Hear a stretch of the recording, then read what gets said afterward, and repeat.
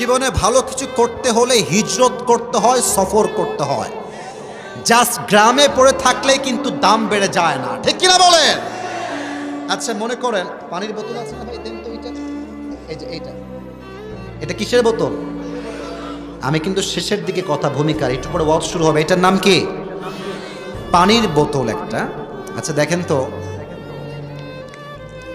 খুবই ছোট বোতলটা। এটা আপনি গাজীপুরের একটা দোকান থেকে নেবেন, অন অ্যাভারেজ দাম নিবে হয়তো বা 25 টাকা বা 20 টাকা, জাস্ট এক্সাম্পল হিসেবে বলছি।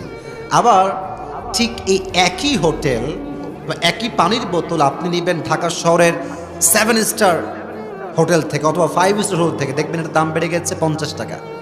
হ্যাঁ, আবার এই একই বোতল আপনি এয়ারপোর্টে যাবেন, দেখবেন এটার দাম হয়ে গেছে 60 টাকা 70 টাকা, কিন্তু পানিও এক, বোতলও এক। জাস্ট জায়গা পরিবর্তন হওয়ার জন্য দাম বেড়ে গেছে, দাম কমে গেছে।